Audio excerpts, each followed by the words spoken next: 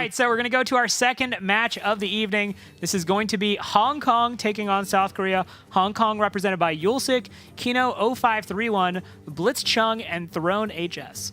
And then we've got the South Korean powerhouse team. It's going to be Kranich, Handsome Guy, Flurry, and Da Yoni. Obviously, Yulsik is a memorable name from the Hearthstone Championship Tour, but then you look at South Korea and, oh man, that's a bunch of really powerful names. No, that is absolutely coming into this tournament. You know, when the casters were all sitting down and making predictions, this is actually Raven's team. So if South Korea needs another reason to excel, it is to make Raven happy, which I'm sure everyone deep down cares about. Do you care about that? Yeah, okay, silence says it all. But yeah, they are coming in here.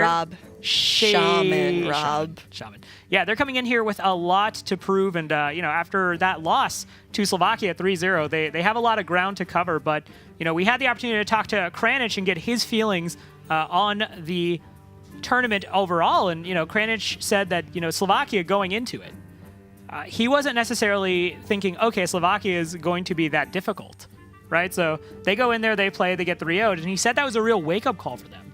They actually felt, okay, we need to practice, we need to communicate better. You know, he said that it's a team of really talented players who don't always necessarily agree on the decks to submit, the plays they make, and that doesn't really surprise me with that team. Yeah, South Korea's journey throughout the global games, I think, has been very similar to Argentina's. They had a dominant performance in week one, sort of faltered in their second match, and now they're coming back into their third match, really determined to prove that they are powerhouse teams. And Argentina obviously just had a 3-0 victory over New Zealand, came back stronger than ever, and now it's time. Can Korea do it this week, whereas they really failed against Slovakia? Yeah, and the expectation looking at Group D, I have not spoken to anyone who at any point thought South Korea was not going to have the top score in this group again. You just look at the names, and in Hearthstone, there's a tendency to look at the names and say, oh, well, I recognize this name, so clearly they're good. But putting it into perspective, there are 4 World Championship appearances on this team, 3 regional seasonal championships. So the records are there, too. It's not just because you know these names. These are guys who have been basically putting on clinics on how to play top-level Hearthstone. So for them, the expectation here is to not only win this matchup, but to continue winning. Yeah, I mean, you know the name because these guys have all performed incredibly well, not only in Korea, but on the global stage as well. Like you said, 4 World Championship representations. That's a really, really big deal. So to falter last week, as much as they did, a 0-3 loss to Slovakia was really unexpected. I mean, I think a lot of people were very shocked by it. So coming in this week against Hong Kong, Yulsik is a big name. He's a great player. The other 3 guys on the Hong Kong team, not really as recognized as Yulsik. So it seems like, on paper, just looking at results, South Korea should be heavily favored going into this match. Yeah, you mentioned 4 World Championships. 2 of them, World Championship appearances. 2 of them belong to Kranich, and we actually did have the opportunity to sit down and interview him on the Hearthstone Global Games and where he sees Korea. My name is Kranich, and I'm playing for Team South Korea. Monarchs, inner range, unbelievable! I think my global games team is super strong, even can be compared to teams like Russia or USA or Ukraine, since we have all 4 great players from Korea and they all have some kind of achievement like a tournament win. So I think South Korea team might just win global games. All 4 players have different opinion. We only have 75 seconds per turn, and we just felt like we had not enough time, so our team had to practice and figure out what is the best way to do. So it's kind of difficult. Dahyoni is the one who really talks a lot. He's like really popular and famous streamer in Korea because of his reaction for all the plays and turns. So you can just see how he reacts. It's really funny.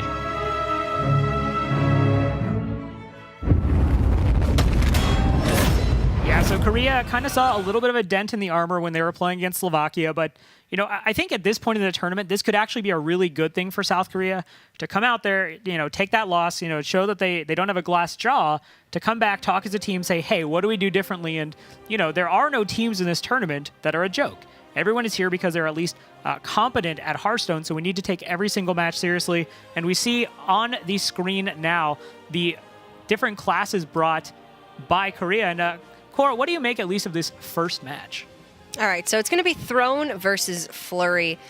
Throne on the Priest and Rogue, and Flurry on either the Hunter or the Paladin. So these are all very popular classes post-Ungoro. Priest has a lot of different ways it can be built. Rogue really just mainly 2. Hunter, 1. You've got mid-range Hunter, that's about it. And Paladin is also very flexible. So these seem like 4 of the more powerful classes, I think, whereas with certain lineups you have, somebody has to bring Warlock, for instance. And that's sort of the case where you bring Warlock and then one class that you're absolutely going to play because you don't want to play Warlock right now. It's very weak. So for me, it really seems like any of these classes would be viable for either of these guys. So they're just going to have to look at their lineups and think what performs best against Priest and Rogue, for instance. Is Hunter better because it's rather aggressive and can really get on the board very early against Rogue and maybe just beat them up before they can complete their quest if it is Quest Rogue? Or is Paladin a better option because Murloc aggression versus is it a slower Paladin? So it is ultimately going to be the matchup I did just mention. It's the Hunter versus the Rogue for Throne. So if this is a Quest Rogue, then a Hunter with an early start can really put on a lot of pressure very quickly and blow the game out very quickly. If it's a Miracle Rogue, then they're going to have a little bit more wiggle room in the early game, I'd have to say. They are going to have Sap, so Savannah Highmane really is a bit of a tempo liability in the late game. For the Hunter, then they'll have access to Phantom Dives and Eviscerate, whereas the Quest Rogue won't. So it's really just going to depend on what is Throne bringing here, because Flurry's deck is pretty much set in stone. Yeah, Flurry did actually bring mid-range Hunter in the loss to Slovakia. He's playing that deck that's a little more streamlined, or at least he was last week. Yeah. There aren't too many bells and whistles on it.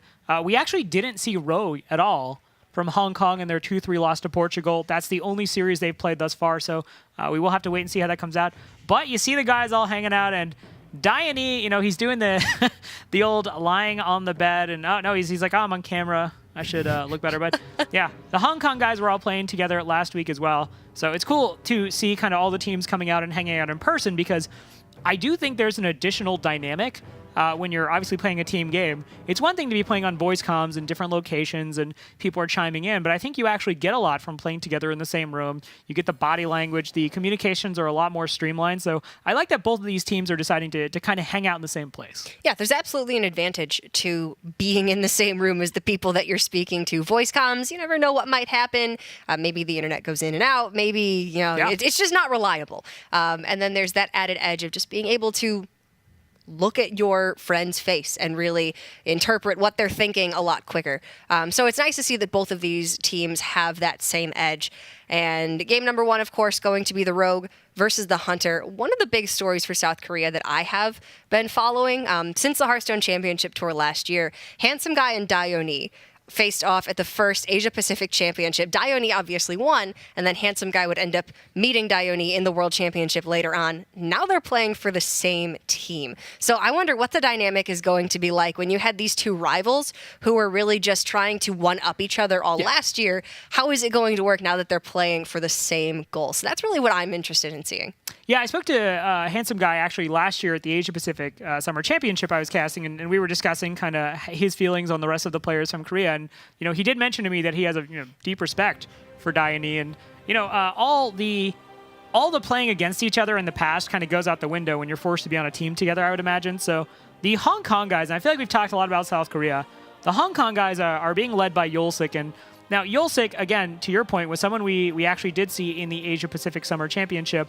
He would eventually go on to the World Championship, but it's worth noting he didn't actually win. He came in second place. Handsome Guy had already qualified. Yes. Yulsik had some play, which, a lot of our contemporaries thought was a little bit spotty. He's someone who prefers control decks, and he's leading a group of guys who, from Hong Kong are a little bit green on the international stage. When we were looking these guys up, nothing really stuck out about Kin or Throne. Blitzchung has 8 top 100 finishes in a row. So obviously that's extremely impressive on the Chinese servers. But, these guys are kind of going to look to Yulsik, I think, for some degree of leadership. And Dione has brought a mascot to the table, more importantly. So yes, it's going to be Quest Rogue versus Mid-Range Hunter. And is the bunny factor something that we need to pay attention to, Rob? Based on my Hearthstone knowledge, which anyone can tell you is sketch at best most of the time, I'm not willing to comment on how much a bunny brings to the team. But outside of Hearthstone, I think bunnies generally, This is ridiculous. I can't even tell. It's so cute. It's just wiggling around. It doesn't want to be there. It matches his jersey perfectly. I'd go put it down and Diney's getting that bunny out of here. Yeah, it does. It does not want to be on camera. Did not look happy. Yeah, but it was a cute bunny. Very cute. Opening hand. I want to point out the Wisps for Hong Kong. So as we've seen this deck, the Quest Rogue kind of be iterated upon and developed and streamlined. I haven't seen Wisp nearly as much. No, I think. Obviously, Swashbuckler has sort of been universally decided as not being the best choice for the Rogue deck. And now, different people are trying to think, well, okay, so what do I take this out and replace Swashbuckler with? Do I tech against Murlocs and put in Hungry Crab? Do I tech against Pirates and put in Galacta Crawler? Wisp is just one of those options that makes it easier to complete your quest. Obviously, you can Gadgets and Ferryman a Wisp and then play it on the same turn because it conveniently costs 0 mana. But it is also a way to, if you have a large board and you vanish, then you can play down 2 Wisps immediately. You can complete your quest by prepping it and then go into 2 Wisps. It's a huge tempo play. Yeah, I mean, to this point, Hong Kong could, and I don't think they will, but they could put the quest up. And double Wisp. Dump Wisps. Get early board control. You'll probably just get your Youthful Brewmaster on turn 2, your Gadgets and Ferryman. You're probably just fine. So I think you just got to have faith in your deck. And yeah, we're going to see the 1 come out, I believe. I would be surprised if a second one comes out. Hunter generally on turn 1 is not going to be doing 1 damage unless they've teched in that Elven Archer to deal specifically with your Wisp. I don't think On the Hunt is going to be coming out here for South Korea. It's much more likely that it's an Alley Cat or a Jeweled Macaw. In this case, no 1-drop, so it's going to have to be Coin Grandmother. This is still looking like a nice curve into Razor Maw, then Eaglehorn Bow. South Korea just needs to be worried about putting on damage. They need to do it very quickly. Okay, so Hong Kong has elected for the Swashburglers in addition to the Wisps, so I'm kind of interested to see what they decided to cut to make room for the Wisps. Maybe no Glacial Shards, but I was thinking that was sort of very respected in the Quest Rogue deck. So just some interesting decision-making, even from deck building. I mean, you also get somebody who, as he said before, likes to play control decks. He likes to tinker around with the way decks are built. So it's not surprising to see that. And again, the other 3 guys I mentioned that are on the team, we actually don't know that much about them simply because they haven't necessarily had any big breakout performances on the global stage or necessarily put up anything in the Hearthstone Championship or Regional Championship. So it might be that, they've kind of come up and said, okay, this is the way I feel this deck should be built. That'll give us an edge. So, I mean, honestly, watching Hong Kong is a very interesting point for me because, for so many of these teams, we have expectations. We say South Korea is a top 5 team, and Kranich even said he feels like they can go toe-to-toe with a lot of the behemoths. But for Hong Kong, I feel like we're going to watch the evolution of, a brand new group trying to kind of build infrastructure and see how far they can go in this tournament. And as they all just sip at the same time. That was weird.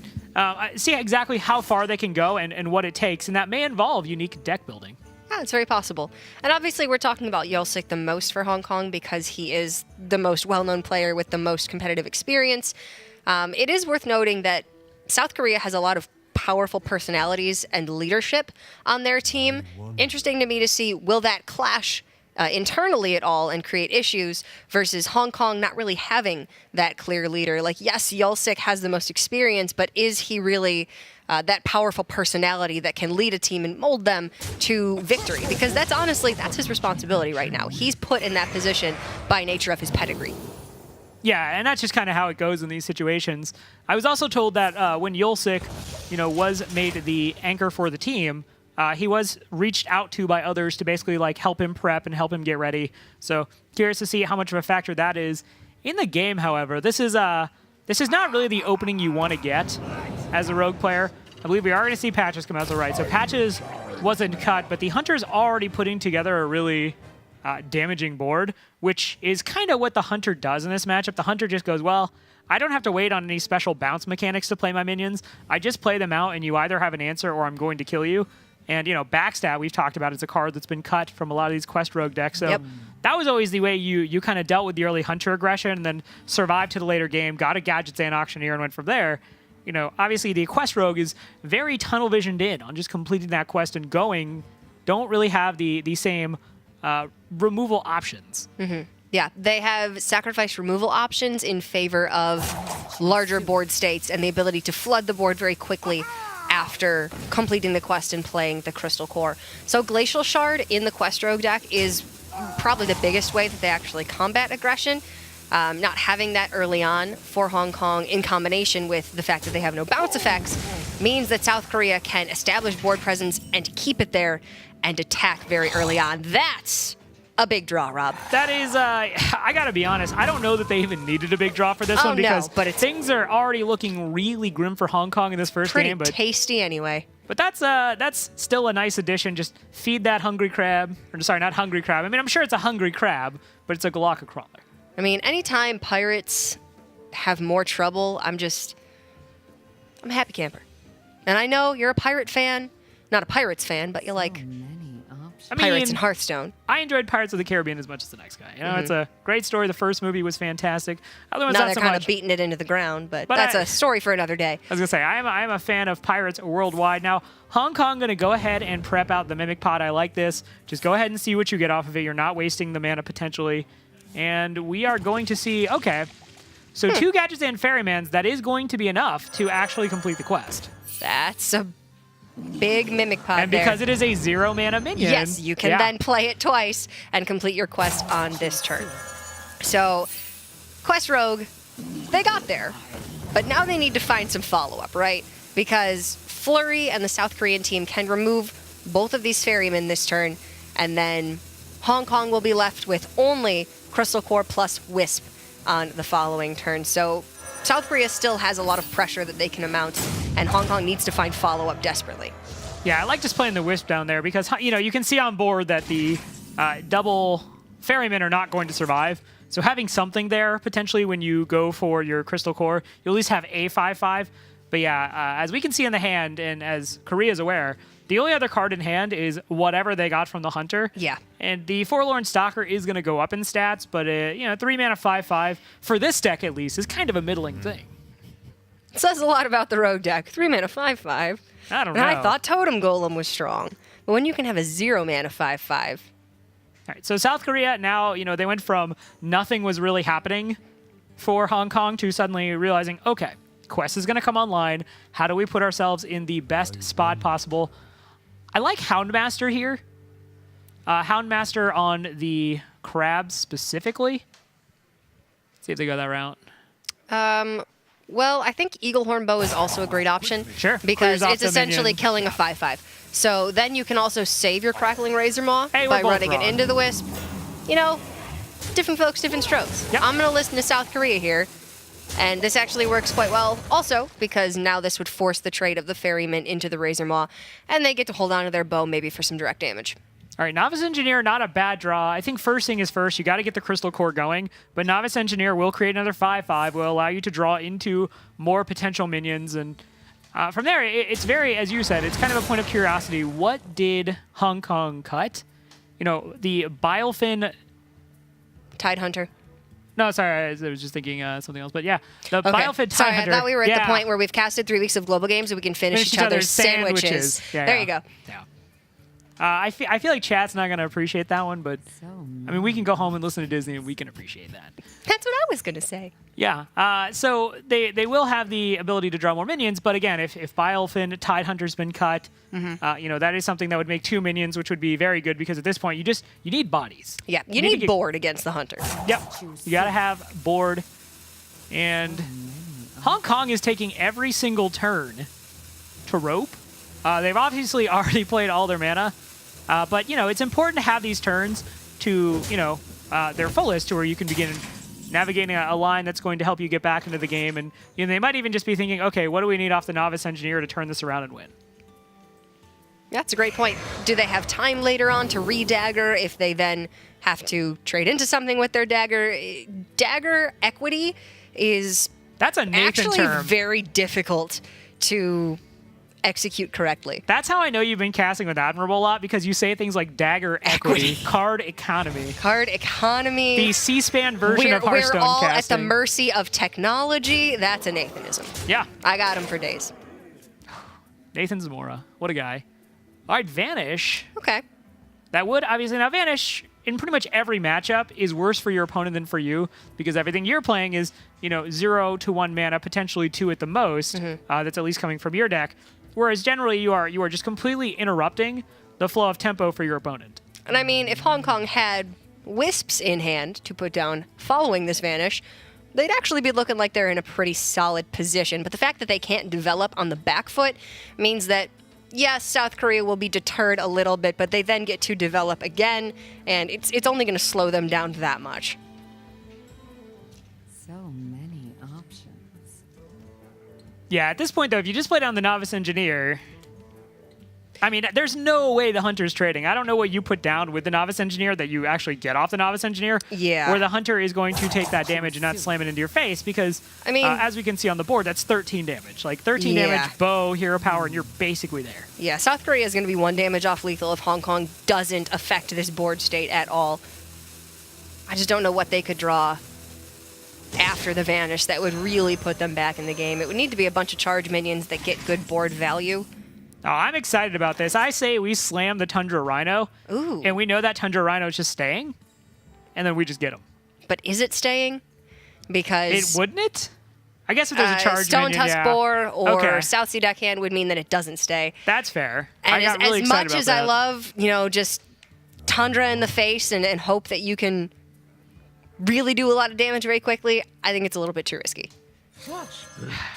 Always the voice of reason, Cora. I'm sorry, Rob. All right, this works too. You do put up that 3/3 with taunt. So if a charge minion comes out, it's going to pop the 3/3. You still get to keep a minion. All right, Novice Engineer now with Gadgets and Ferryman. You are going to be able to draw a few cards. The health total isn't too bad. Against the Hunter, 19 does not feel good, but it's not too bad if you can start turning things around. Definitely begins here with a Novice Engineer just to see what you draw. I mean, at the very least, the Hunter doesn't have Quick Shot anymore, so their from-hand burst damage is slightly limited. Obviously, they still have Kill Command and Bow, plus just the natural damage of the Steady Shot hero power. So Hong Kong's not out of the woods by any means, even though their life total seems sort of comfortable. Handsome guy just appeared in the background of South Korea's camera. He's like, hey, What? guys, the match start? Am I late? Oh, we're playing Hunter. Okay. As it looks like he's actually just getting dressed, like he's doing the cuffs on the Buttoning shirt. up his handsome guy. Hope you like my invention. Handsome shirt. He was in the pajamas there for a minute. All right, Glacial Shard. Yeah, and I think this is actually a really smart play by Hong Kong. They Ferryman first because they just want the most stats on board that they possibly can have.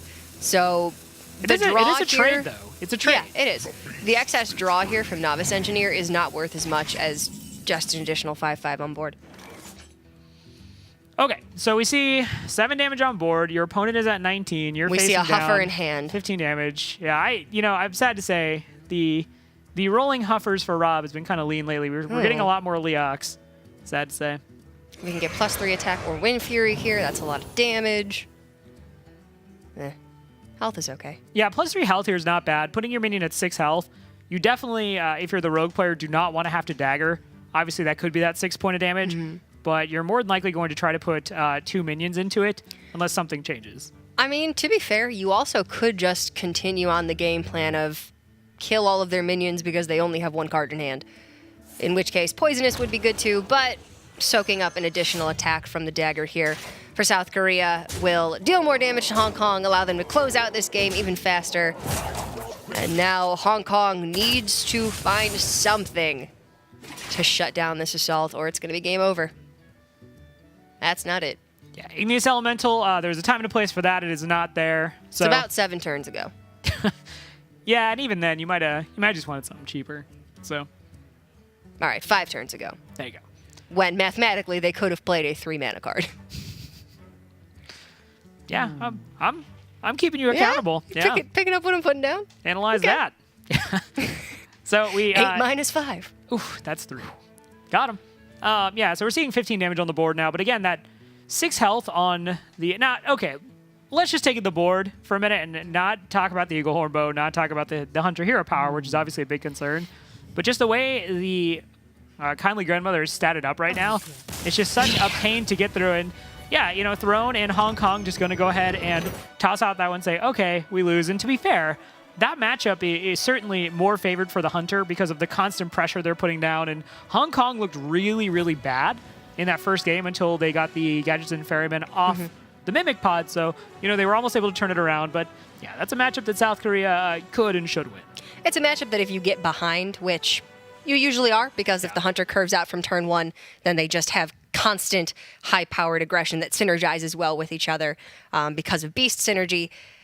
Unless you have Glacial Shard early on and you complete your quest really fast, it's not going to be your game. So that's, unfortunately, that one's a wash. It's the way that it goes most of the time. And now Korea is up 1-2-0. All right, well, let's go ahead and hop into game number 2 and see how they fare there. It is going to be Blitzchung versus Dione. It is going to be Warrior versus Rogue.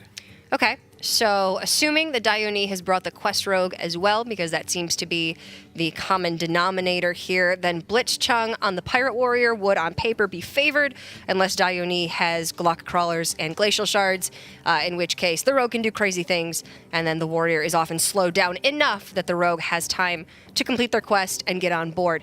If Blitzchung is playing the Quest Taunt Warrior, then it's going to be a lot harder just because they require so much time that the Rogue will be able to complete the quest pretty much every time, in which case your only options are all-out assault early on and hope that the Rogue doesn't have a good early curve, or play to your strengths and try to run them out of cards. You've got efficient removal, you have 2 copies of Brawl, Primordial Drake plus Sleep with the Fishes is a great clear on any minions that the Quest Rogue can put on the board, but that's tough too because they have all-out aggression and usually you're dead by then. And if it's Miracle Rogue, everything that I said is invalidated and it doesn't matter. So we'll just have to see what it's going to be for Dione. But I enjoyed the hypothetical theory crafting just in case. Want to point out Hong Kong did bring Quest Warrior last time, so that was at least where they were when they played against Portugal. But they did lose to Portugal, so it might be something they choose to change up. But yes, the entirety of the teams are now collected. I love this. They are joined. I agree. This takes me back to the old LAN days when I used to, hang out with my friends and play video games all in the same room, and we knew that we were playing against another crew in another room. It's just it's an exciting feeling. I think this is very much in the spirit of the Hearthstone Global Games. You're coming together, banding together to represent your country as best as you possibly can. And yes, voice comms are a great way to communicate, but there's nothing like old-fashioned spinning around in a chair when you're next to your buddies. I was going to say, I've been trying to count just how many spins Yolsik has had in that chair, and I lost count. It's a lot of spins. But yeah, the teams all gathered. Handsome Guy has joined up with the rest of the South Korean team. I want to point out, coming into this, we talked about the fact that South Korea on paper certainly looks like the favorite. My expectations here for South Korea, if they're going to prove that they are one of these teams, as Kranich said, is one of these top teams that can go toe-to-toe with the other giants in the field, you really want to see them come out and not just make this a win, but really just make this a signature win and show that they did the prep, they've shored up the communication issues, and they're going to win it decisively against a team like Hong Kong, which, again, is really just trying to find their footing. Yeah. I think that's absolutely what South Korea needs to do here to be able to sort of put their last match behind them and really reassert themselves as the leader of not only this group, but one of the leaders in this entire tournament. 48 countries, and they are definitively, on paper, one of the best. So having faltered so heavily to Slovakia means they need to come back and be even stronger than ever, which is unfortunate for Hong Kong because if they were able to pick up a win, taking out a powerhouse like South Korea is a big deal. Yeah, it's still plenty of series. They could absolutely do it. They're only down 1 match right now. And, if they lose this, they go down to 0-2. And, we've talked about how 0-2 certainly makes getting out of that first group a lot harder. And, yeah, Hong Kong has switched it up, and they are going with, I'm going to go ahead and say Pirate Rogue here. Pirate Warrior Korra based on the Pirates, the Leroy, the Frothing Berserker. South Korea, though, that's a fair assessment. South Korea bringing in Cold Light Oracle. Yeah, it obviously gives cards to your opponent, which you don't like, but gives cards to you, not when it's Pirate Warrior, which you like. So after your quest, you usually have very limited resources in hand. You need something to put on board, and Cold Light Oracle is one of the most efficient ways to get the job done. So it furthers your game plan. Yes, it's helpful to your opponent as well, but you don't really care because at that point, Quest Rogue really only has one goal and one option to accomplish that goal. You don't care about giving Pirate Warrior cards. Korra, I very much care about giving Rob. Pirate Warrior cards. That is, I know. That is I not know. on my to-do list. No, I don't wake up in the morning and think, okay, I need to get some milk at the grocery store. I've got to, vacuum the floor. I need to give Pirate Warrior some cards. That's not on my to-do list. But you got to do what you got to do, Rob. Yeah, that's true. Jokes aside, the condition of your deck is drawing into the correct sequence of cards that allow you to complete the quest and go from there. And there are just a lot of decks where, giving cards is maybe not as much of a hindrance. So Cold Light Oracle, we have seen it in other decks. When you're giving it to slower decks that need to hit the mana first, need to have the ability to actually sequence the cards together, then it's, less of a hindrance. But when you're just giving pure aggression classes more cards, most of those cards read things like do damage. I mean, if you were giving it to Quest Warrior, for instance, and the cards they are all drawing are 5 mana and above, and generally they can only play 1 card per turn up until like turn 10, pretty much. Then it's not so bad. It's not much of a hindrance. But in this case, yes, Pirate Warriors, bad news bears for the Rogue already. And when you're giving them more cards, that's a really bad idea. So we'll just have to see if it even gets to that point, because Dione right now doesn't have any of those pivotal counterplay pieces against the Pirate Warrior. All right, we see both teams had the misfortune of drawing patches, and Ooh, at least it's even. yeah, we're all even here. This is normally the turn you want to see as a Salsi deckhand go with the charge, and then Patches shoots out of a cannon. This time Patches is actually just kind of hanging out in your hand, and you have to play him, but it lines up for what the mana is, and if the Pirates aren't dealt with, we do see the Salsi captain in the hand for Hong Kong, so this could escalate really quickly, but it looks like we are going to go ahead and see the dagger equipped, and then even the Patches come out for a little bit of what I hope will be Patches on Patches Prime. I mean, I would imagine it would be Patches on Deckhand Prime. Yeah, I mean, I guess if you want to take one less damage, but there's just something very satisfying about watching Patches fight each other. It's like, okay, we both had them in hand. It was an even playing field. Now they've killed each other. Still even. Good time. Frothing Berserker, however, bad time. Very, very bad time for South Korea. Yeah, you know what? I'm going to say that's just a true statement. That's Frothing Berserker at its most bare bones. Yeah, Frothing Berserker is a bad time for the person on the other side of Frothing Berserker. But, Dione has cleared up the board pretty well prior to that, so they weren't facing down a lot of pressure. And double Shadow Step, okay. That's a pretty good pickup, especially when used in combination with the Novice Engineer. It is important to note that Frothing Berserker is best when it has something to interact with and thus can grow. South Korea not putting anything on the board, as per nature of the Quest Rogue, means that its power level will stay relatively low, but that doesn't really even matter when you have Kor'kron Elite, Mortal Strike to follow it up, and Korea has nothing to do against it. Yeah, you brought up the tools that the Quest Rogue can bring out to, deal better with the Pirate Warrior, and that's unfortunately not what we're seeing for South Korea. They don't have that Glacial Shard, so yeah, this is about what you want early on against a Quest Rogue, just early minion pressure, find maybe an Arcanite Reaper to close this out, hit him twice, maybe something else, but Frothing Berserker and Kor'kron Elite against Quest Rogue, I can tell you from experience, is just as good as it gets.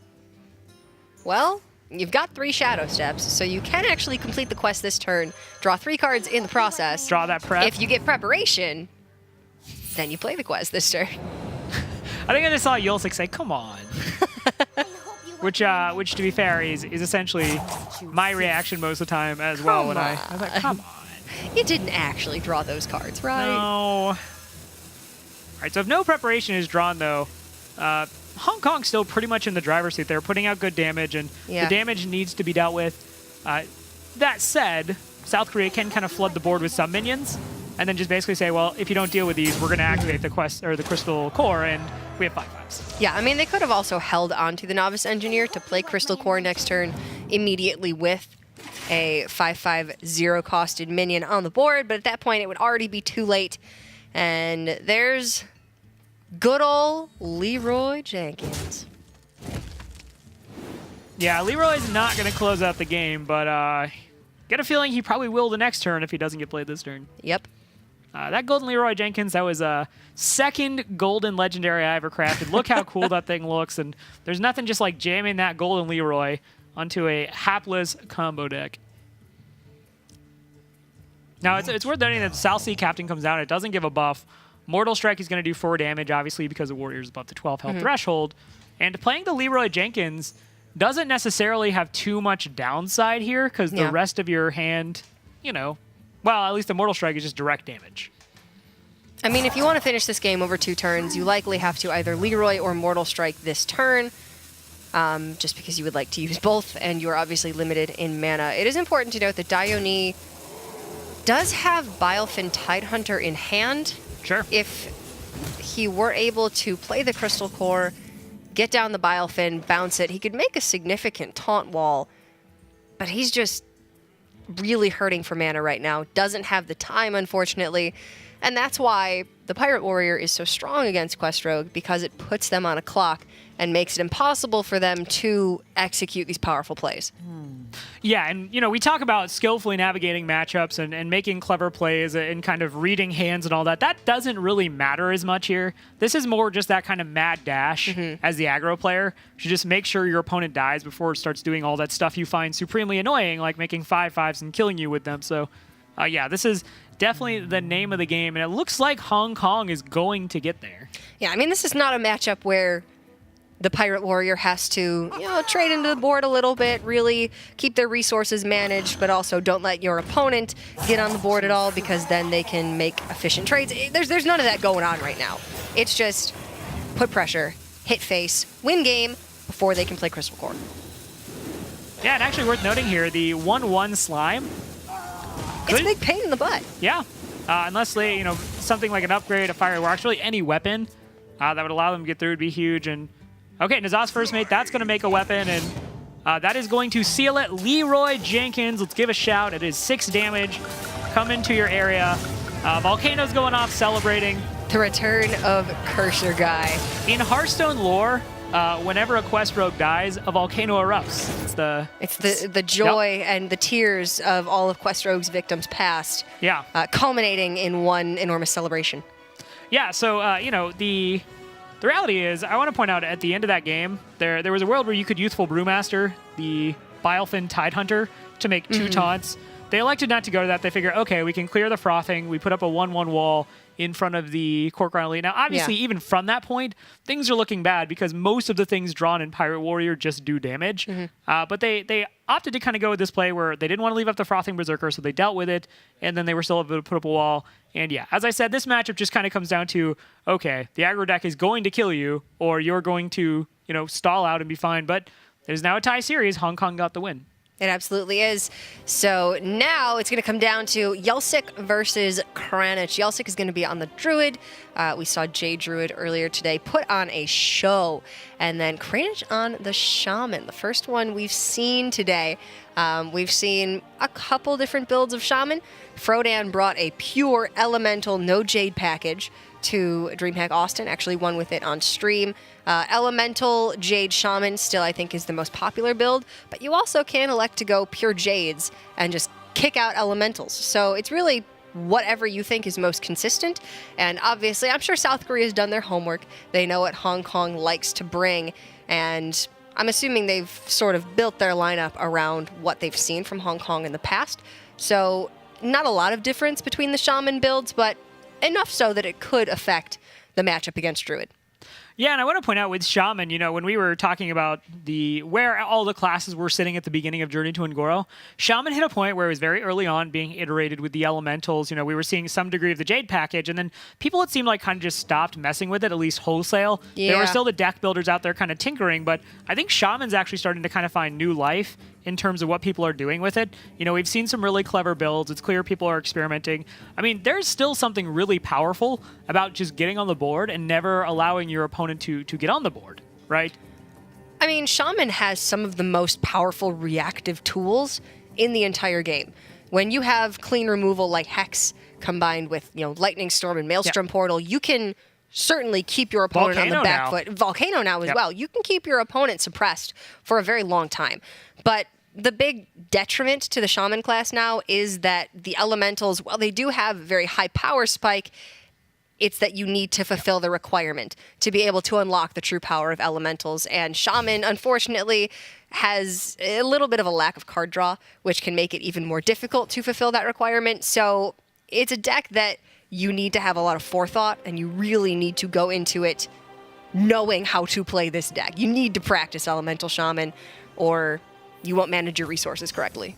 Yeah, definitely a different animal. Now, Flame Wreath Faceless, that's a 4-mana 7/7. I've not seen it in the Hearthstone Global Games in a little while. Hot minute. Yeah. Hot couple of weeks. You were talking about how the Elemental package certainly requires the synergies to be leveraged to be really powerful. Ooh. And Flame Wreath Faceless is definitely not an Elemental, looking at this deck, and unfortunately South Korea has patches in the opening hand, it looks like what they're bringing is definitely more along the lines of an aggro shaman. We did see China playing LVG's aggro shaman a few weeks back, so that might just be what this is. If so, this is going to be really interesting, because if the Druid can ramp up quickly and get to the point where it has the taunts, we do see Druid of the Claw in the deck for Hong Kong. Yeah, this is interesting to me. Seeing Druid of the Claw, that's another card that has kind of largely, it feels like it's been cut, at least if this is Jade Druid. Yeah. So my 2 cents on an aggressive Jade Shaman build with a little bit of Elemental Flare versus Jade Druid is I think it definitely has a better chance than your traditional mid-range Elemental Jades, just because they get on the board a little bit slower. And you do have a lot of blowout potential with Unbound Elemental into Flame Wreath Faceless. If you have Lava Bursts in deck, that's a lot of additional damage that the Druid is well equipped to stop with Earthen Scales and Feral Rage, but... My goodness, that is 2 Innervates. Yes, and a coin. yes it is. Are we ever on the turn 1 Eye of Black Ball? I mean... We're never on the turn 1 Black Ball. I don't hate it. That is one of those plays that every single time I have that option in ranked play, like, I'm taking it. Like, it's exciting, it's flashy. Turn 1 Eye and Black Paw go. I want to point out that South Korea chose not to play the patches. Now, for Shaman, even if you draw patches and it's something you have to pay the mana for, it's not terrible because of Flame Tongue Totem. You do have those moments where you can trade it up into things or just push 3 damage. Yeah. So I like keeping it. We do see the Flame Tongue Totem coming into hand. That said, you got to kind of wonder when they feel the time is to just go ahead and just put their foot on the gas and just go. Because if they are playing the aggro shaman, they're foregoing certain tools that give them the longevity, the value, the ability to generate additional resources. So have to imagine Unbound Elemental comes out here, and then we just go. It's very possible. It's this is shaping up to be an interesting, aggressive Elemental Shaman build for South Korea. I'd really like to see their list, honestly, because it looks like... Because you want to play some aggro shaman? Cora, it's a new deck. You've never tried it before. I know. You play aggro shaman. I've never used the Flame Wreath Faceless before. It seems like a new and interesting tech choice in an aggressive deck. No, I mean, we just haven't seen a lot of aggressive shaman post Ungoro, so I'm interested to see what they're doing with it. And Unbound Elemental has never been a bad card. It's just when you had Totem Golem and Tunnel Trog as early game options, and then you had Feral Spirits in the 3 slot, Unbound Elemental was never good enough. I mean, mathematically speaking, one of those cards was a 2-mana 3/4. This one is a 3-mana 2/4 card. And it seems that's to me, wrong. yeah, those stats just got mixed up. It's just not great. It's just not great. What is great, though, is Hong Kong's hand, because when they go off, they are going to go off. That is... I mean, yeah, you would have wanted potentially the Wild Growth there just to have that natural mana acceleration. But my goodness, they are just sitting on 5 spare mana. That's indeed very powerful. They are a bit weak as to what they can really do with it right now, and the nature of the Jade Druid is that the early turns are going to be fairly weak, and it's going to get much stronger later on in the game. So Jades early on, not going to make that much of a difference, but getting the Aya on board early means that, you know, if you draw into Jade Spirit, Jade Behemoth, Jade Blossom, then you do make more of an impact. So I think this is okay. It's pretty good. It's no Innervate Coin Dr. Boom on 2, but it's pretty good. Yeah, you got plenty of people right there probably trying that in the wild ladder right now Rob. with the upcoming tournament, but I hadn't heard that laugh in so long, and no, not a ringtone, missed it a little bit. Not a text tone for you. No, I have the John Cena theme song actually. Well, it's hard to be upset about that. So as much as Hong Kong just spent 3 of that extra mana to get something going early on here, South Korea is actually in a great place to just deal with it. Yeah. They certainly are. And as much as, you know, Hong Kong had a bunch of resources, this Unbound Elemental can actually just rapidly get out of reach of anything the Druid can do. Now, it's going to take a lot of cards to get there. It's going to take a lot of overload, which, as we see, they are now fresh out of. But they are able to tidy up this board quite nicely, and they have a 3/5 going along with, you know, some compatriot minions. Yeah, this is fantastic for Hong Kong, and this is really what they needed in the early game. They had to put pressure on the Druid because they have such staying power with Earthen Scales and Feral Rage, and they're going to ramp not only their mana, but their Jades as the game goes long. So you give them the advantage if you let them live which is why I would say this is stronger against Druid than a mid-range to late-game Elemental Shaman build, just because Jade Druid's always going to outrank you as far as minion size. It is unfortunate for South Korea that Hong Kong had Both innervates the there second and the innervate swipe, yeah. and the swipe to be able to shut down that board, because Flame Tongue with Young Dragonhawk and Patches it represented a lot of damage, and now their hand is, well, it's pretty bad. Yeah, Kranich kind of went through all the stages of grief there in real time. He's like, okay, we made a board. Denial. It has a bunch of 1 health minions, but it also has a 3/5 minion. We've already seen an innervate. So clearly he doesn't have the other innervate to hero power. Yeah. And, Hong Kong was like, actually, no, I got that. Honestly, that opening hand from Hong Kong was disgusting. That is, you had the removal, you had the innervates, you had the threat in Eye of Blackpaw. Now, yeah, Eye of Blackpaw is not the most durable, but you are at least starting the Jade count to where if you get, something like Jade Behemoth or Jade Spirit, those Jades are suddenly much more impactful. There is a point where you don't want a hand that is just clogged up with, double innervates, because then you may not have things to actually use them with. I remember several occasions where you mulligan, you get double innervate, you're like, this is going to be awesome, and then you draw nothing but wraths and swipes, and you're kind of struggling there. So you usually don't want to go all in, because you do need some resources to fight for board, and it just worked out really well for Hong Kong that they were able to shut down the aggression from South Korea, and that they actually won't have much in the form of mid-range minions going forward. They needed exactly those cards. Oh, to deal don't with say that, situation. Rob. Yep, I'm Don't gonna put say us it. in that situation, Rob. I'm afraid I'm going to have to. I never wanted to be those casters. I already huge draw sometimes, but I didn't want to be. He needed exactly those 2 cards. There's one thing I enjoyed, some tasteful copy pasta. Oh, man. Tar Creeper coming down, though, that is going to be a sizable wall, even with the Flame Tongue Totem. Now, potentially... Woohoo! Ooh, Hammer of Twilight, okay. I like it. Yeah, Hammer of Twilight is definitely a card we were seeing towards the end of Mean Streets of Gadget's End that was becoming a lot more prevalent in aggressive Shaman. So they can't use both Hammer of Twilight and Flame Tongue Totem. But, again, they really only need one of those poor little baby elementals to just sacrifice themselves for the greater good. You can also use it with patches if you want to. Sure. Save the 1/2s just because they're better statted. But one's a pirate. That's true. One is a pirate. Yeah. Jokes aside, though, one of the main reasons I would consider saving patches at this point is just, again, to play with the Flame Tongue, because you can play it and immediately get value. But, yeah, to your point, it is a 1 health minion, so maybe getting rid of it now is just the best cash-in. If you can follow up with Flame Tongue on the following turn on your little elementals, then, yeah, it's just going to be more valuable to simply have 1 extra health in play. All right, so Hammer of Twilight does come out, and South Korea is going to start pushing. We're going to see the patches come out to finish the Tar Creeper, and, well, it's gone, and Flame Elemental, Fire Elemental just pushes through. They still need to pick up Flame Wreath Faceless would be great.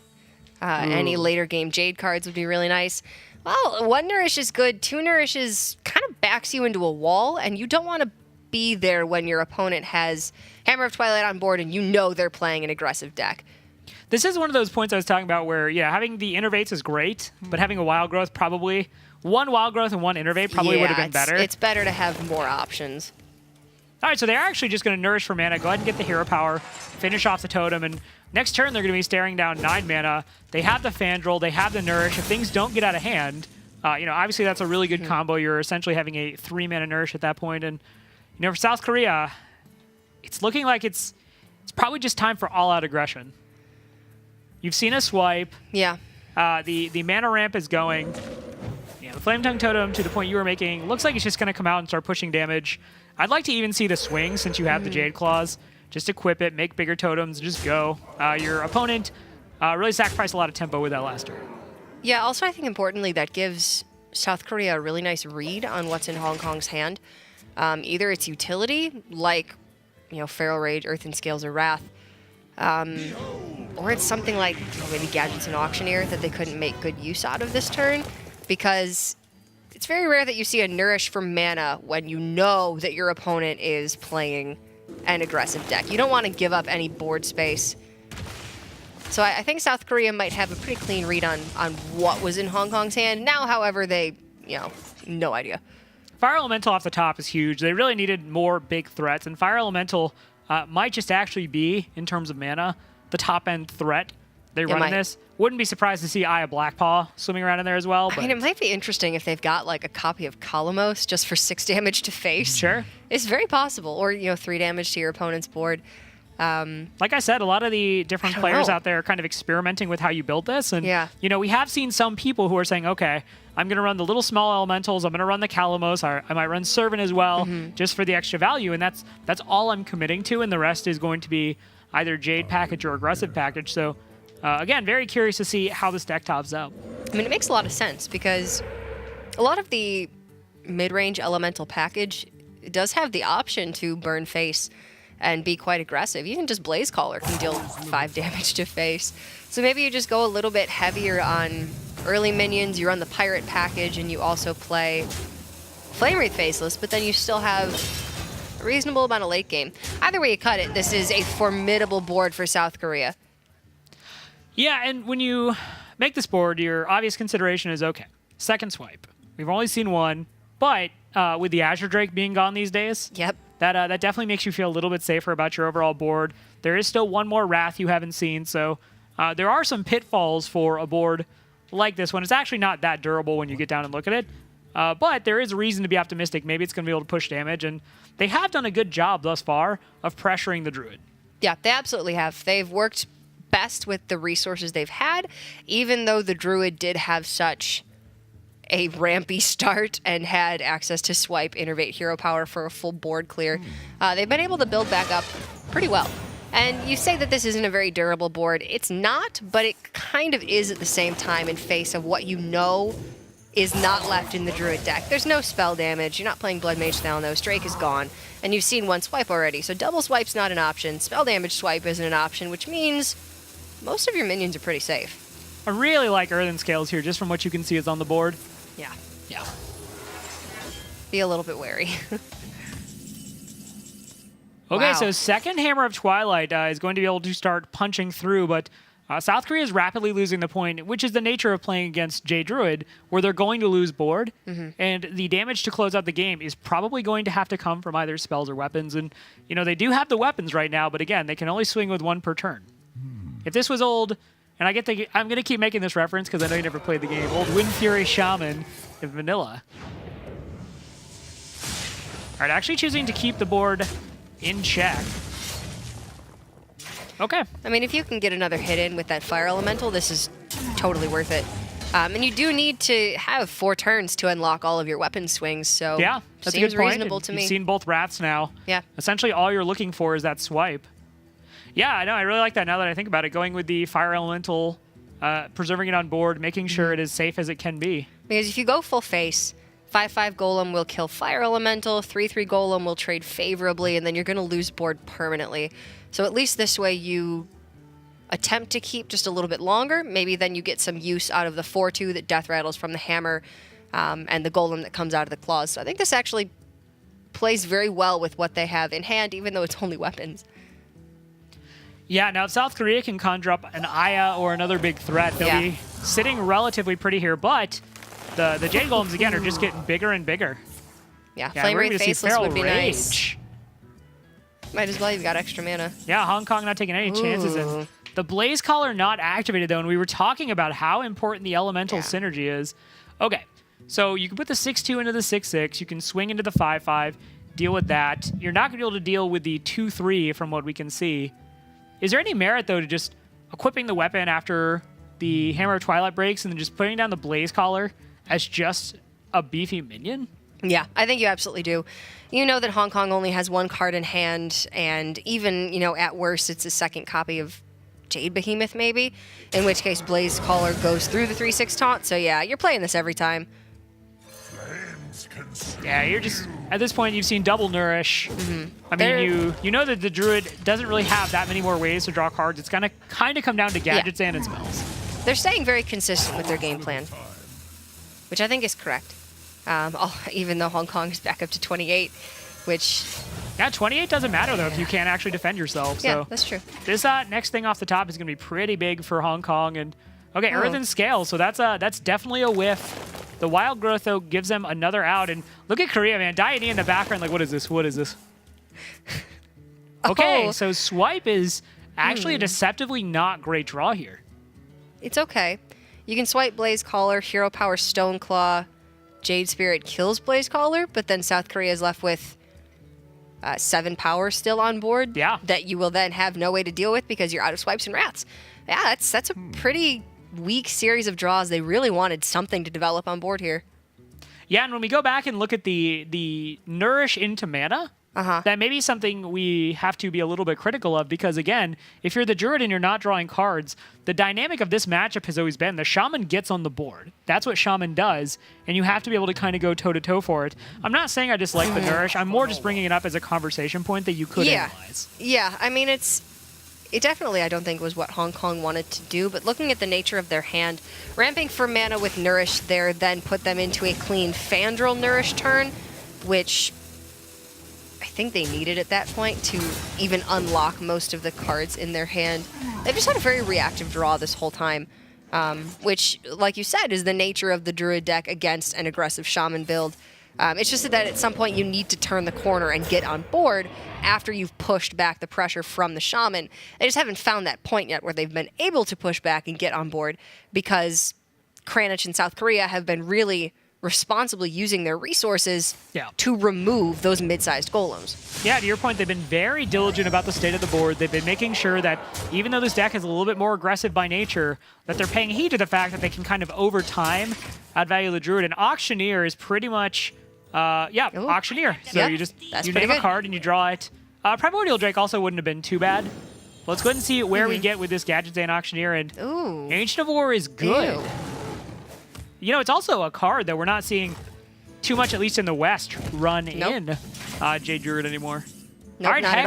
at all. Okay. Okay, so you Hex, you probably every time just Hex the Gadget Sand, but I don't know. based on what you just drew, what you saw in the draw, Yeah. you swing in with the weapon. I mean, obviously, we know it's correct to swing with the claws and the 3/3.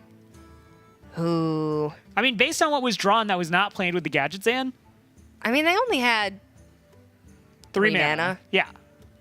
So it could have been Jade Spirit. It could have been Pharaoh- Jade Behemoth. But even then, you'd want to hex the golem that came out. Yeah, I think they're going to see this. Because still, I mean, here's the thing, though. You have to count the total damage you have. Yeah. And you're looking at it and you're thinking, okay, we can make this, a 2 or 3 turn game based on how much damage we have. And from what you know of the majority of lists, I mean, you have to make a read based on that. And yeah, as we it's said, very Ancient of War unlikely is... that Ancient War is in the deck. And obviously, we have Caster Vision, so we know better. But Caster likely Vision... likely means there's another copy of Hex in the deck. So Okay, so we see the Druid of the Claw as well. Now, up until this point, I don't think there's been anything in this deck that has suggested to Kranich and the rest of South Korea that this is any different from any of the standard Jade Druid we're seeing over here. Okay, Lava Burst. that helps. Lava Burst helps. You roll Spell Power here. That's the first play. You got to roll Spell Power. Okay, you didn't roll Spell Power, but you're still That's fine. okay, too. Yeah. Either way, you just needed some way to remove this Ancient of War. I don't think you're going to be too picky about it. Yeah, you would have liked those cards in reverse order. Lava Burst into the Auctioneer and then Hex on the War would have been a lot more efficient, but this is still A-okay. South Korea is just getting to a point where it's like, and then they draw dead. And then they draw dead. Okay. And then we win the game. And then they stop playing Earthen Scales. All right, we see Yulsik making the official symbol of please deck reward me, and it's Jade Blossom, Druid of the Claw. I mean, it's okay. It fills out the curve. They get a 7/7. Yeah. This is actually pretty good. Blaze Caller has to go into the Druid of the Claw. Then, if they hit face, they are setting up lethal with the Golem and another Hero Power next turn. Oh, what does Hong Kong want to do with this Hero Power? Oh. That's tough. You haven't seen second Flame Tongue Totem. Yeah. And you assume, with this being an aggressive Shaman deck, there is probably a second Flame Tongue Totem. So if you don't deal with that 1/1, You lose. that could be a problem. But again, the appeal of setting up a 2-turn lethal. I mean, second Flame Tongue is actually just lethal for South Korea because you put it between the 1/1 and the Firefly, both go into the Claw, and then you hit 8 to face with Blaze Caller. That's win for Korea. But if Hong Kong doesn't hit face with this, then there's no guarantee that... Look at the demeanor of these two teams. Oh, this is tense. This This is tough. It's a tough call. All right, so Jade Claws. I mean, they can still roll Stoneclaw, too. Or not. No, they didn't do that last turn. All right, so there is a second Druid of the Claw, I believe, in this list. Mm-hmm. What else? There's another Feral Rage. Yep, that would do it. They're out of swipes. They're... Okay, here we go. No. And Seems like- reset. No. Start the turn at 8 mana. All right, I mean, they're getting really down low into the deck. Oh, that's so bad. Oh my goodness, Hong That's- Kong, the one time in this deck you don't really want to see Gadget Zan. That's going to be game. If they'd hit face with the hero power, they would have actually won the game. But then they were also setting themselves up to lose to a couple of things off the top for South Korea. So that's really unfortunate for Hong Kong.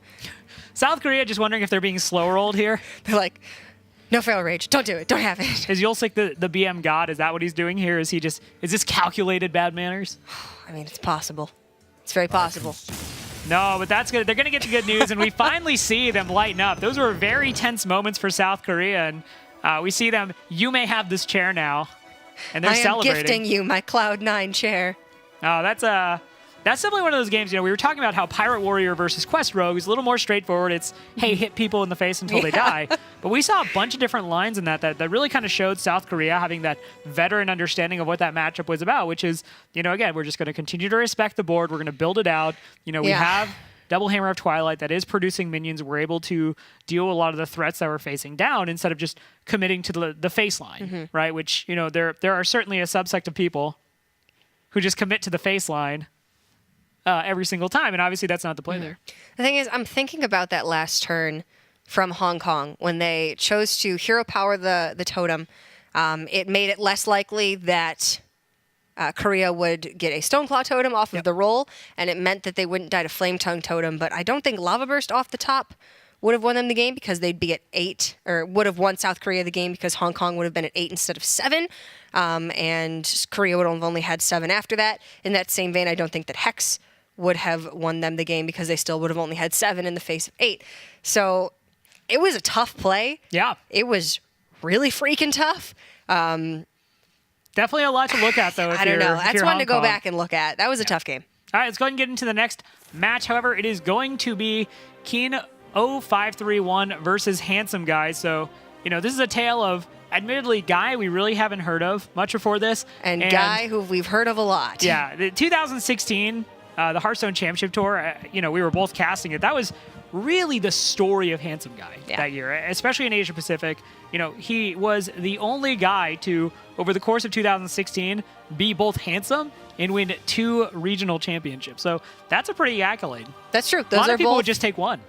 Those are both things that you can be very proud of. Yeah. And I'm certain that he is, but that wasn't enough for him. He's back now for the Hearthstone Global Games, just as handsome as ever. Yeah. Still a guy and still looking to bring home some more titles. And now that he's joined hands with his former rival, Dione, there's a lot of greatness that can come out of this power duo. So yeah, scary good team here, as we were lot from saying. Handsome Guy.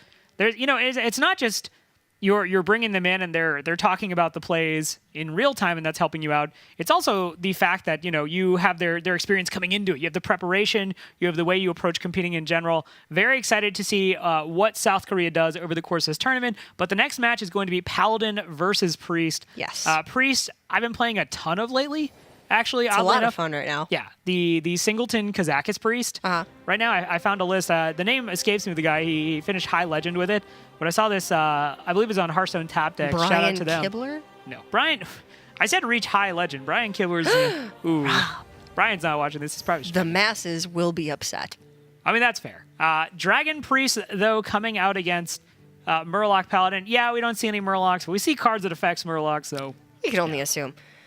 And obviously, Dragon Priest is going to operate much in the same way that it has, you know, since prior to Journey to Ungoro.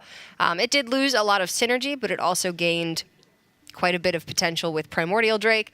Draconid Operative still is too incredibly powerful, and then you have, you know, cards like Lyra and Shadow Visions to add more consistency in the deck. So Dragon Priest, I'm personally surprised, is as strong as it still is. And from the Stonehill Defender in hand for Kin and Hong Kong, I'm thinking that yes, this is going to be an aggressive Murloc start, but we're also going to see maybe even more late game than we're used to seeing in these Paladins that turn a corner and end with Tyrion.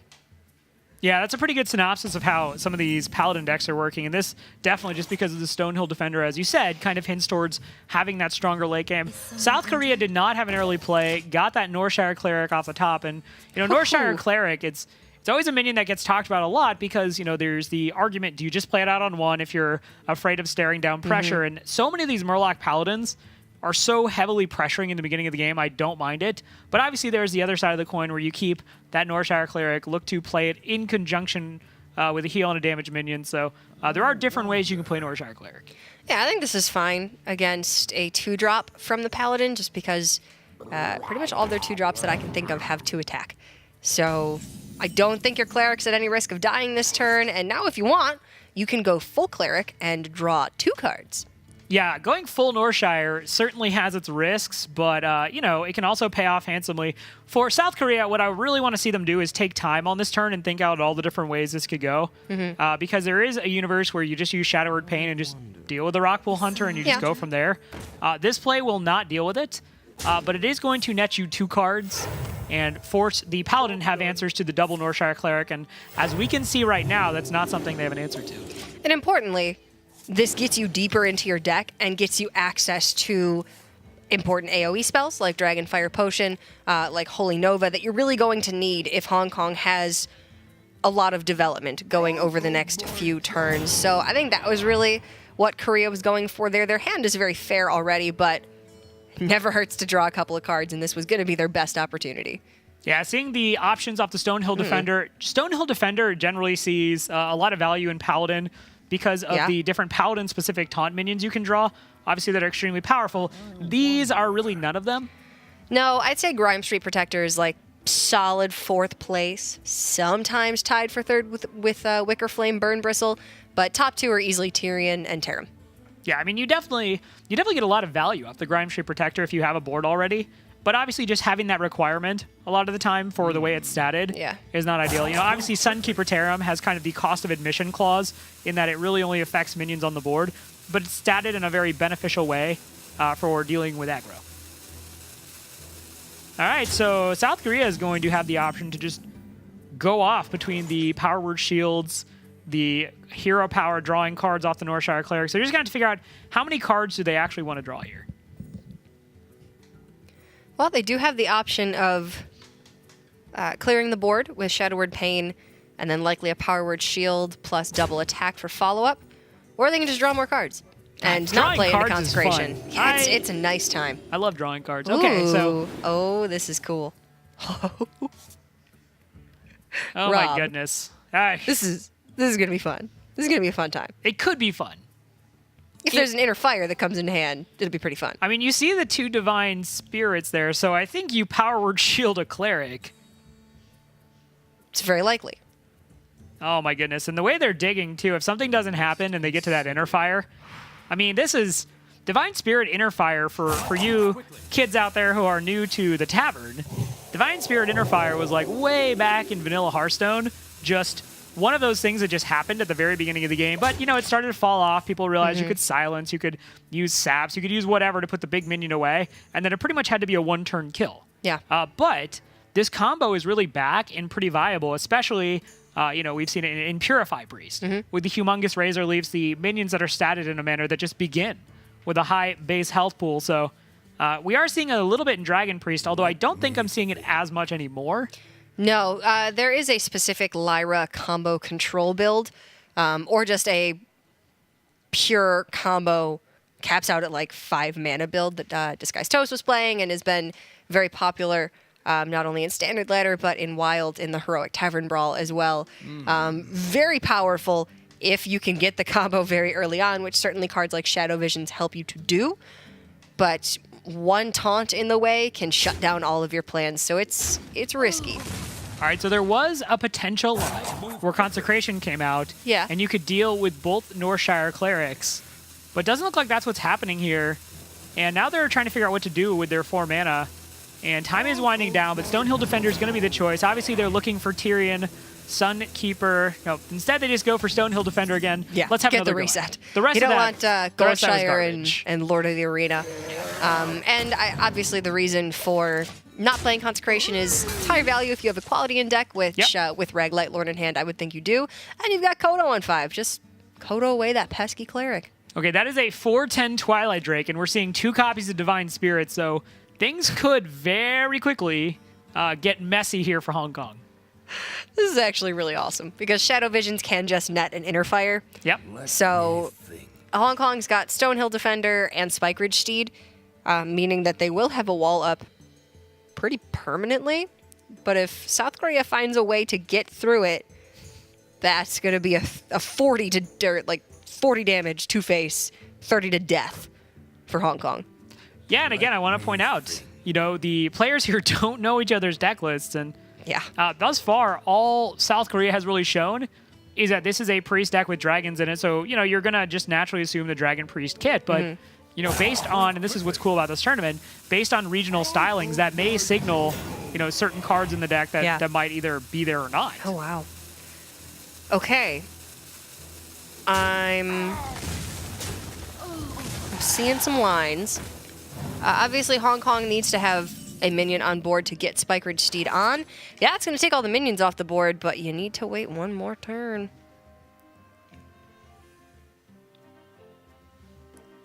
Okay, so if you play the Draken Operative, I believe you'll still be at 10 cards after the Discover. So you would mill a card. Yes, but you you do would. set up big, healthy dragons, and then you Dragon Fire Potion on the following turn. That is one way to deal with these kind of pint-sized pests, but it feels really bad to expend a Dragon Fire Potion like that, so...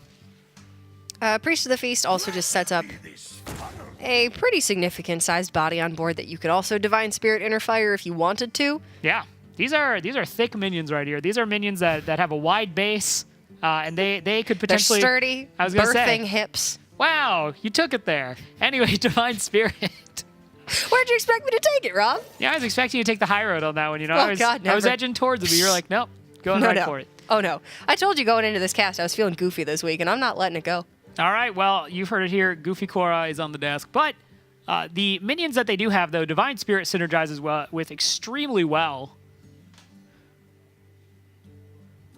Especially if they choose to look for Inner Fire with that Shadow Visions. But Spike Ridge Steed is here to make sure no fun is allowed. That is a giant crab with giant crab pincers. And 4 attack. Yeah. That's pesky. Don't you wish you had Entomb still? Don't you? But alas, we do not. You were about to take that to a place. Nope, I did not. I just asked a question, don't you? Appeal to the music sensibilities. Yeah, this You know I have those. this board It's not though. fair. This board is absolutely going to be a problem for the priest. Do wonder if there's any chance there's like just a copy of Silence in here, or maybe a Cabal Song Stealer or something, but It's possible. it's pretty unlikely. Is there anything that operative that could pick up that would deal with this easily? I mean, equality here is not your friend. No. Could just Shadow Visions look for the Inner Fire, and then you're using the Inner Fire more just to deal with the Spike Ridge Steed Crab than anything else. But I do want to point out, if nothing happens, the Grime Street Protector could generate a lot of value on the following turn. Yeah, it really can. Now, obviously, you expect that Stonehill Defender to get dealt with, but I think South Korea is just going to go ahead and look for that Inner Fire with the Shadow Visions just to get through the crab. And then you still have double Divine Spirit and another copy of Inner Fire. Okay. None of these are necessarily super standout. I really like Holy Nova as a spell just in general, but at this point, it is not looking like it's really that fantastic because you are playing a Paladin that appears to be more late game oriented. Second copy of Pain can take out the Steed and then leave you with a copy in hand to take out something else. They're all just underwhelming. Although Pain probably stands out the most to me. But yeah, Holy Nova, I mean, it's a really powerful spell, obviously. Of course. I mean, I guess Inner Fire was what they were looking for there. It would have given them a clean kill onto the roided up crab. All right, there's that Lyra. So Lyra, obviously, when combined with a bunch of cheap spells, can do a lot of cool things. with or without Radiant Elemental. Radiant Elemental is obviously the second in that buddy cop comedy. The enabler of Lyra. You've got the Chief and you've got Sidekick. It's like Batman and Robin. Lyra and Radiant. Yeah, the ultimate weapon. Ultimate weapon. Gosh. What's that movie? Shoot. 80s cop film. You're too young. You're not going to get that. I was born in 1995. Gosh, I'm old. Late in 95 for that matter. Well, I was thinking Jack and Murtaugh, but... Yeah, I don't know what that is. Production just said my Beverly Hills Cop. It's not. It's Mel Gibson. Lethal Weapon. Okay. Lethal Okay. Weapon. Yes, I do know what that is. I was going to say Mel Gibson, and not much good comes to mind, but yeah, but I do know what you're talking about. There were a far range of buddy cop comedies you could have gone with there. Crab, though, going to go ahead and get that Divine Shield and make a very, very solid trade for Team Hong Kong. South Korea with a very heavy hand. They need to find some way to dump resources, otherwise Lyra will just overdraw them. Well, I mean, Shadow or Deathing the Grime Street Protector, that will certainly dump a resource, and you're getting rid of a 6/6. But yeah, it's this might just be where that Holy Nova shines. Yeah, this is very solid. Follow up with Pain. And then your minions obviously have less health, but now you have a clear board. And yeah, that's pretty good. Quietly, Priest of the Feast just boosting South Korea back up to 30 health, so left unchecked. And this is fine. The Paladin deck isn't necessarily looking to win this with just the Hunter or Pirate Warrior line of just constant aggression and damage. This is definitely more of a resource fight. I mean, if it's just coming down to resources, the Priest has Lyra, has Draken at Operative, may have Elise in deck even if they're going for very high values. They're just going to have more resources than Hong Kong. If it comes down to a true worst-case scenario, and this goes to fatigue, though, I want to say that South Korea is a fair bit ahead on the fatigue count. So that's good to note. But you're looking at now what Hong Kong's going to be drawing, and you can see Vilefin and Rockpool in hand. Likely second copy of Vilefin in deck, Murloc War Leaders. Now you could... It's not going to be as high value draws as the Priest, I think. I was going to say, you could just Peacekeeper Kodo one of these minions here. The old-fashioned Paladin removal for Ragnaros back in the day. God. Also works Dark on times. Priest of the Feast. Dark times. Probably still a little too early to go off with the Lyra. You could just Dragonfire heal your Drake. Yeah, I mean, how many times in this matchup are you necessarily going to get a ton of sweet opportunities to use that Dragonfire potion? I mean, you have to believe there are still Murlocs in there, so okay. Well, so this gives you... Sunkeeper Tarum, Spike Ridge Steed, the Curator. Give you some information about what is not in your opponent's hand. Yeah, that's the value of seeing legendaries on a Discover effect, obviously, since there's only one in the deck. You do know what's there. They end up taking the Spike Ridge Steed. I mean, it's plus 6 health. Yeah, hard to dislike that. It's plus 6 health, and especially against Paladin, too. Once the Equality Consecration comes down, you are getting another minion on the board. Yeah. So... Then you're left with the 2/6 that you could Divine Spirit Inner Fire afterwards to kill your opponent.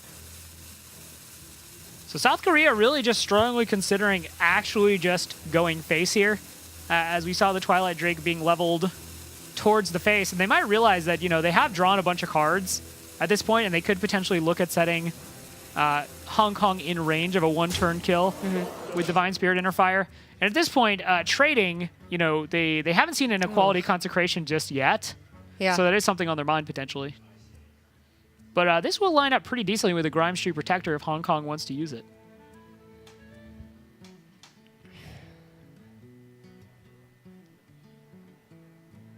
Yeah, Grime Street would allow Hong Kong to take out, I would think, the Drake, because it does have the potential for higher health. But, you know, potentially the Operative if you're really worried about that one extra attack. I'm just looking at how these turns are going forward, and the draws are so weak for Hong Kong that, you know, although Ragnaros is very valuable, Priest counters with Shadow or Death. Grime Street Protector is really nice, Priest counters with Dragonfire Potion. It's just not lining up great for the Paladin right now. At least you are getting some form of value right now from the Grime Street Protector. Yeah. At 24 health, yeah, Ragnaros is going to heal you for 6, but it's not doing that much. And I think this is one of those big critical mass moments where you're basically saying to the priest, like, okay, it's probably time to just have an answer for this, or Yeah. else you're going to be in a bad way. And the answer might just come down to trading in the Talon Priest and then Dragonfire Potioning. It's really strong. Yep. And now you have, again, a clear board. You have an 8 health minion on board. If you can just find a copy of Inner Fire. As you said before, Rob, the priest deck is getting very thin.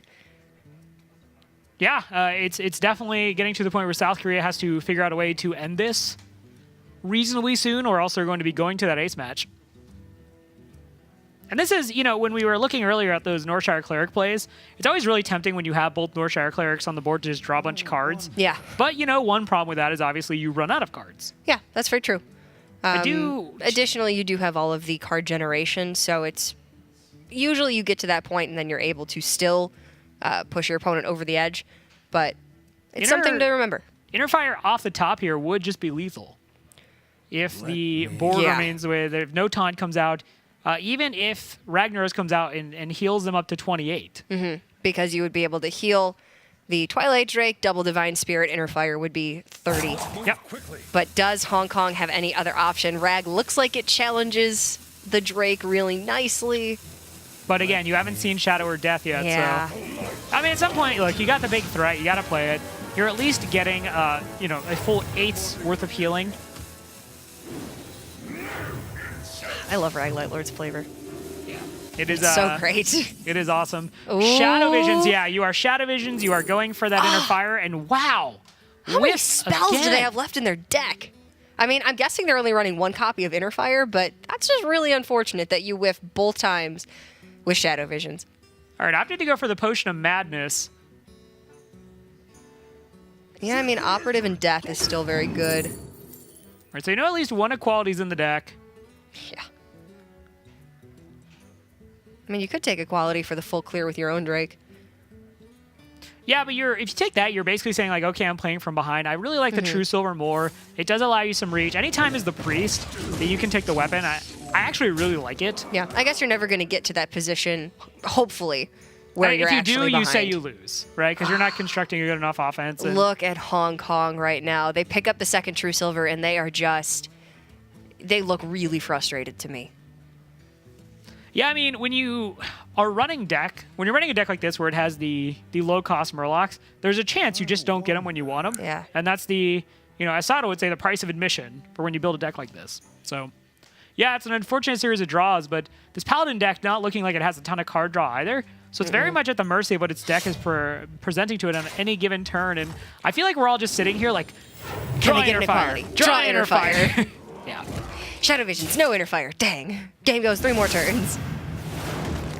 All right, so nice enough job working to tidy up the board. And at this point, Hong Kong is just kind of doing what they can. And Handsome Guy getting real close to his screen as he stares. He's like, where is my Inner Fire? If I stare down the game, maybe I can just win the game. And this is why that Potion of Madness pickup is solid here.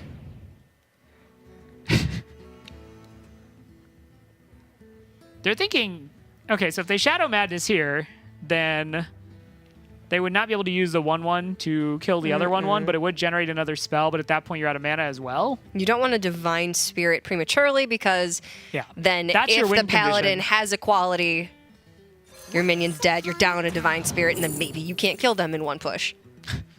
Oh, these are so good. Yeah, I was gonna say those are all pretty okay. All right, so it looks like the priest could just switch to a play now where they're just like, all right, you're gonna either have to equality the board or overturns. We're just going to beat you up with this 4/8. All right, Drake's a good pickup for Hong Kong. It allows them to kill off Lyra. They get to develop something onto the board that will likely stick. Yeah, the 4 attack is obviously the bane of priests. They wake up in the middle of the night screaming about 4 attack minions. And Cold sweats about Azure Drakes. yeah, Reporting for duty. Azure Drake can't hurt you anymore, Anduin. At least if you just stay away from him. Now we have Primordial Drake. My goodness. Something about Drakes, man. I just don't like priests. Yeah. The feeling's probably mutual.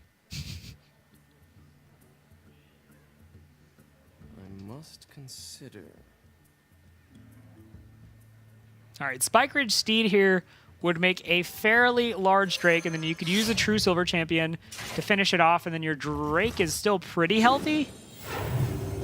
Yeah. Oh, looks like they're actually just going to protect the Drake with... Yeah. Okay.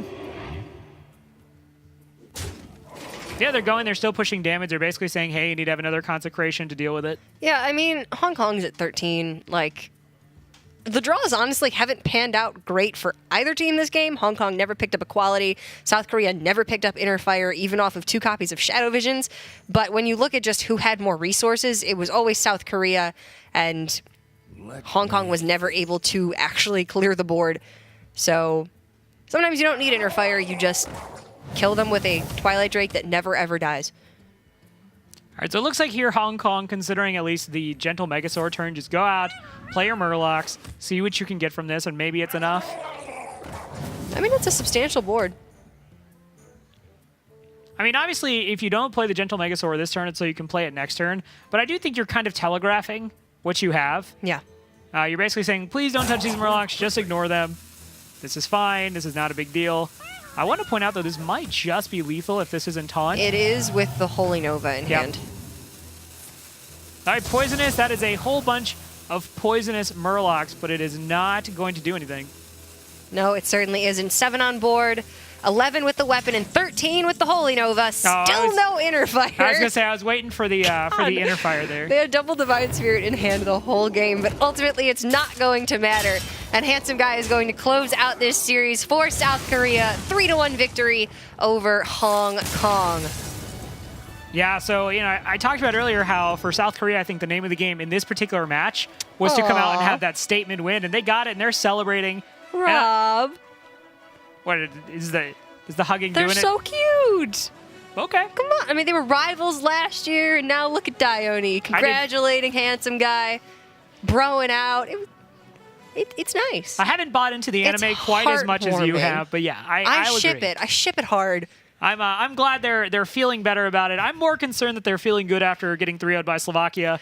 They did turn it around. I don't think that it was quite as happy of an atmosphere in the room that day, but today looks like they're pretty happy. All right, let's take a look at the final score for this series. Hong Kong, was able to get that win with Blitzchung, but Throne, Yulsik, and Kin, respectively, fell to the fury of South Korea. Again, South Korea coming into this whole tournament earmarked as one of the top teams overall. Ravens pick to win this whole thing. So shout out to my good friend and musical confidant, Raven. He has good taste in music, but more importantly, he has good taste in teams. Yep. South Korea, obviously, we said came into this as the favorite. And while Hong Kong did look pretty strong, I think in a lot of cases their draws did not pan out. Unfortunate for them, but they still have quite a few more weeks to come back in this tournament. And South Korea has again put themselves at the top of their pack in their group and put themselves in a prime position to make it to the next stage of this tournament.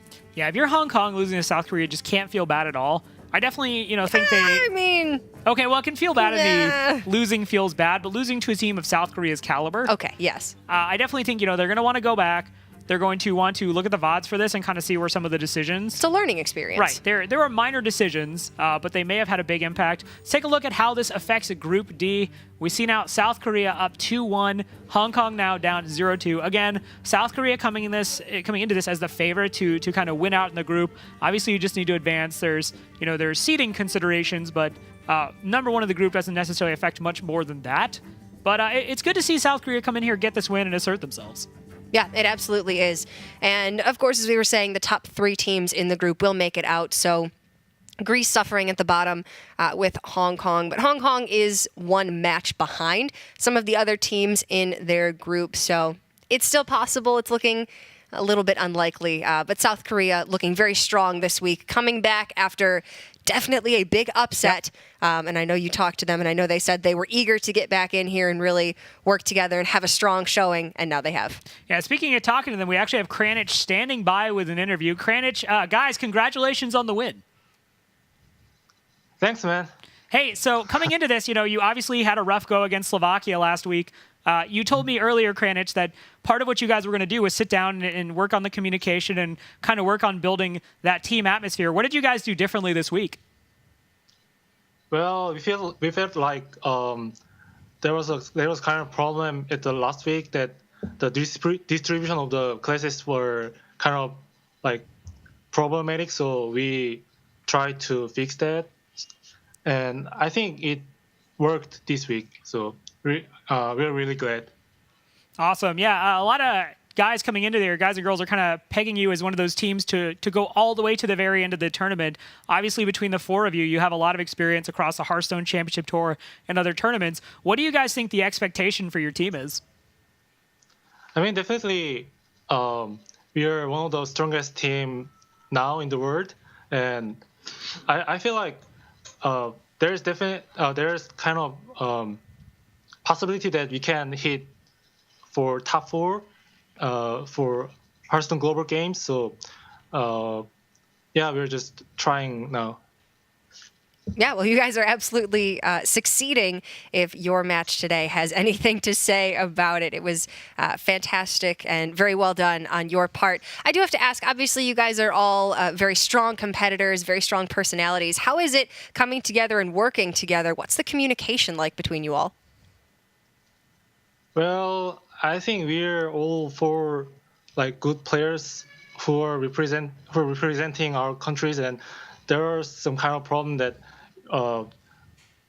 at like discussing all the plays and like all the odds for every turn. But like I feel like this is the first week that we all gathered together and talk about all the plays, and probably it helps that we can get a win today. So I don't know, probably we just need to gather like for every week and play together.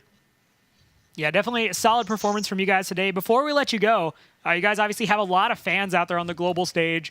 You guys kind of, each of your names brings out a lot of fans in terms of your overall performances. Is there anything you guys want to say to everybody out there who's rooting for South Korea? Well, 뭐 할 말 있어요? Thank you for watching. Thank you for watching. Thank you for cheer. Yeah, we just thanks for our Korean fans, and we always appreciate their huge support. So yeah. Awesome. Thanks so much for your time, guys, and good luck in your future matches. Congratulations. Thanks. 오, 오케이. 아, 좋았어. What a great group. They were a lot of fun. It was fun hanging out with them last year. Yeah. I think I may be buying into your Kool-Aid here. I think I like it. Right. They seem like they, you know what, obviously Kranich said that they've had a hard time communicating. I don't think you would know it looking at them this week. It looked like they were genuinely having fun representing their countries and playing in this match, gathering together and working together. So I love to see it. I love to see people that don't just look like they're a picture playing Hearthstone, whose facial expressions never change. It's a lot more fun to watch personally from our perspective, I think, from the audience perspective. And also I know it represents a lot more of how I feel when I play. You've got highs and you've got lows, and then when you win, you're happy and you want to celebrate. And I mean, congratulations to them. They did a great job. Yeah, well, let's go ahead and take a look at how the action unfolded today. Our two series were both fairly short ones, all things considered. Argentina 3-0ing New Zealand. So Argentina displaying its absolute supremacy against Australia and New Zealand. Hong Kong made a fight of it, but ultimately fell 1-3 to South Korea. You know, we talked again a lot about South Korea. For Hong Kong, you really want to see them go back and learn what they can from this. There were some points where I don't necessarily even want to call the plays rocky, but there were definitely multiple options for some of the plays. Yeah. So go back and kind of sit down and look at each of these plays and be like, all right, if we had done this, if we'd hero-powered face instead of the Searing Totem, how would things have been different? We set up a lethal if the 7/7 wasn't done. Just stuff like that. Small, you know, the percentage-based player has kind of become a meme in Hearthstone, but, you know, playing to percentages wins games more often than not. So I really want to see Hong Kong study up. They're down 0-2, but even if they don't make it out of groups in this phase, there's always future team tournaments to consider. Yeah. So a lot to learn for them. It absolutely is. And obviously they're representing their country well, so they should be proud no matter what. And a learning experience, I think, is definitely what you can call this match against South Korea. But regardless, two fast matches, but two great ones. And two really strong teams, I think, rising to the top of their respective packs. Yeah, and two teams that can go out and still learn things. You know, I want to really quickly comment on New Zealand. 1-1 now, and they're a team who even said that they're coming in with question marks. They're not really sure where they sit in terms of the overall tiers, but definitely a lot they can take away from the performance against Argentina. But I've got some great news for those of you who's ever thought, how do I sap Robert A. Wing? I am actually heading on vacation next week to beautiful Iceland, so I will be gone. Filling in for me will be the greatest caster in the history of Hearthstone, TJ Marie Dad Bod Sanders. So you'll be taken care of in great hands. Cora, anything you want to say before we finish for the night? It's been a great week back. I know I missed week 3, but I had a great experience in Austin, and now I can't be happier to be back working on global games. It was 2 fantastic matches, and we've got plenty more to come. Yep. So tune in on Tuesday and Wednesday as well. I was going to say, Tuesday, it's a little bit late for us Pacific folks, but it is going to be at 1 a.m. If you're a true Hearthstone Esports diehard, just stay up till 1 a.m. and watch 8 to 9 more hours of Hearthstone. Or if you just want to watch the VODs, those 2. VODs work too. Be sure to check those out. Otherwise, that's going to do it for all of us here from the ESL Burbank Studios in sunny California. You guys have a great night. We'll see you next week.